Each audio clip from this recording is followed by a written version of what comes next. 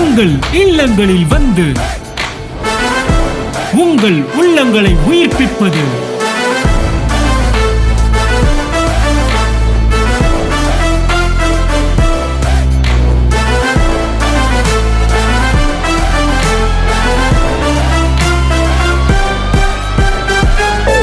உங்கள் channel DJ.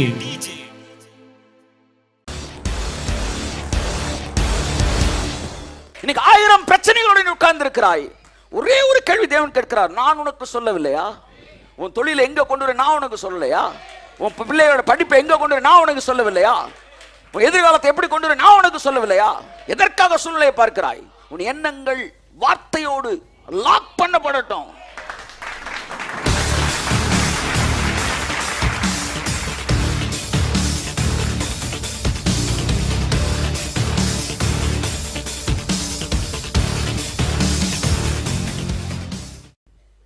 நீ சுதந்திரிக்கப்படுற தேசம் வானத்து மழையை பெருகிற தேசம். அதாவது தேவனுடைய ஈவோடு தொடர்புடையது, தேவனுடைய தாராளமானதோடு தொடர்புடையது.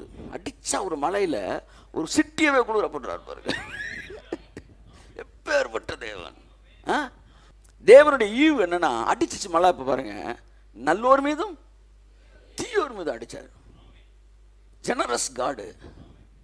உன்னோடு பேசுகிறவர் இன்னார் என்று அறிந்திருந்தாயானால் அடி. எவ்வளவு பெரிய அடி! இதெல்லாம் பயங்கரமான ஒரு தாக்குதலுங்க. அந்த அம்மா சொல்லுது, நீங்கள் எப்படி அந்த தண்ணி சொல்கிறாரு, நான் உன் கூட பேசுகிறவர் யாருன்னு உனக்கு தெரியுமா? தேவனுடைய ஈவையும் அந்த பேச வர்றாரு. நான் எவ்வளோ தாராள மனசுடையவன்னு உனக்கு தெரிஞ்சிருந்தா அப்படின்றார். ஜெபிக்க போகிறவர்கள் தேவன் எவ்வளவு தாராள மனதுடைய என்பது, அவர்கிட்ட பேச போகிறவங்க அவர் எவ்வளவு தாராள மனதுடைய என்பது தெரிந்திருக்க வேண்டும். எதிர்மறையான நேரங்களிலும் அவர் சொன்னதையே நினைத்து கொண்டிருங்கள். அப்படி நீங்க நினைத்து கொண்டிருக்கும் போது உங்கள் வாழ்க்கையில் எது நடக்கும்? அவர் சொன்னது மாத்திரம் நடக்கும். எடுத்துக்காட்டு, லாசரு இறந்து போனான். இறந்த உடனே அடக்கம் பண்ணிட்டாங்க. எல்லாம் முடிச்ச உடனே இயேசு கிறிஸ்து வராரு.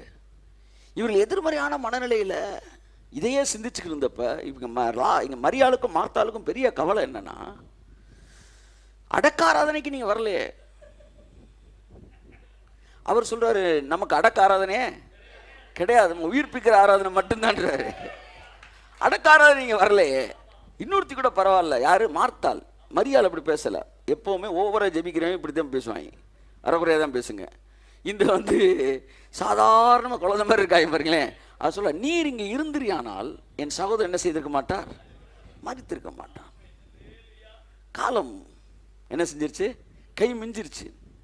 அவர் சொல்றாரு, என்னை விசுவாசிக்கிறவன் மரித்தாலும் பிழைப்பான் என்று நான் உனக்கு கை தட்டுங்க. அங்கதான் நிக்கிறாரு. Word word word word word word word word. இன்னைக்கு 1000 பிரச்சனைகளுடன் உட்கார்ந்து இருக்கிறாய்.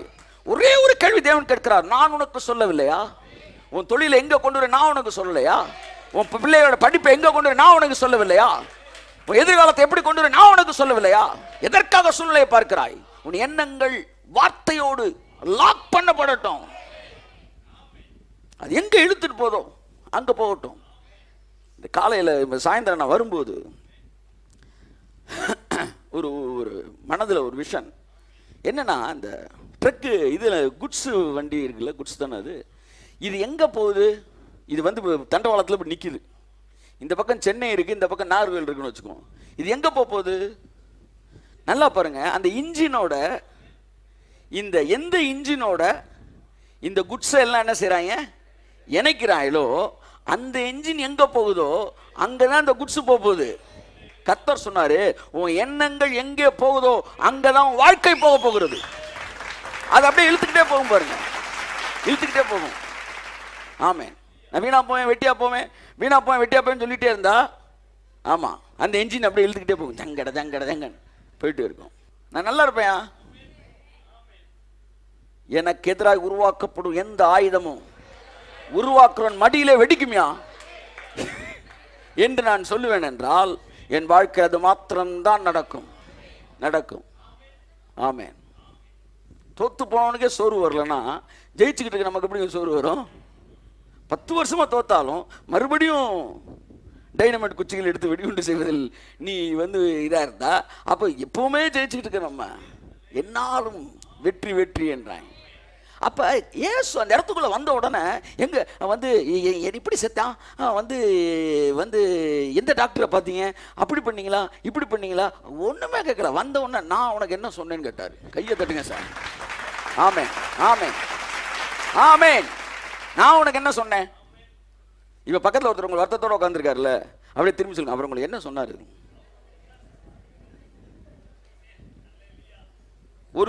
ஒரு பெரிய கப்பல் தாறுமாற ஆடிக்கிட்டு இருக்கு.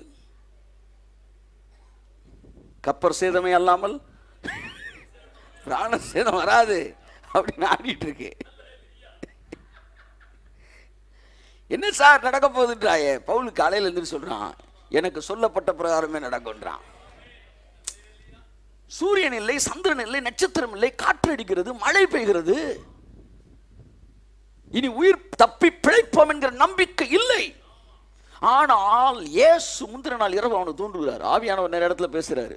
இந்த இடத்துல இயேசு கிறிஸ்து நான் ஆராதிக்கிறவரும் என்னை ஆட்கொண்டவரும் ஆகிய, அங்கிருந்தா வருது ஆட்கொண்டு, அப்படி தருங்குது, ஆட்கொண்டவரும் ஆகிய கர்த்தராகிய இயேசு கிறிஸ்து நேற்று இரவு எனக்கு தரிசனமாகி சொன்னாராம், உன் தலைமுடி ஒன்றும் கிலோ விளாடுறான்.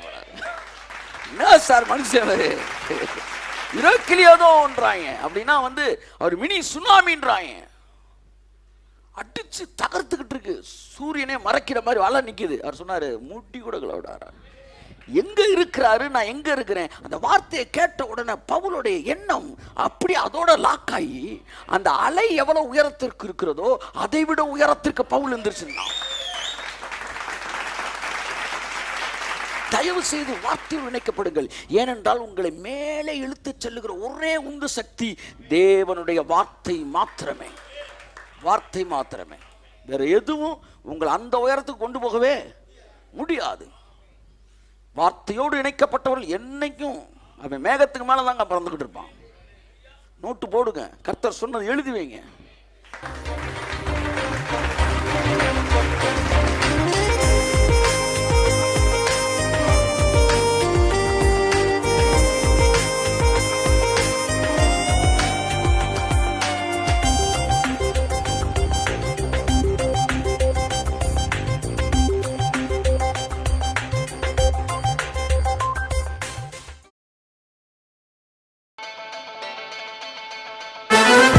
உங்கள் இல்லங்களில் வந்து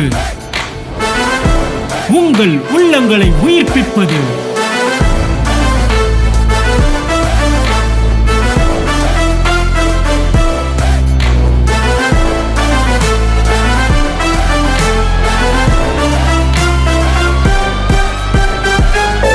உங்கள் சேனல் டிஜே.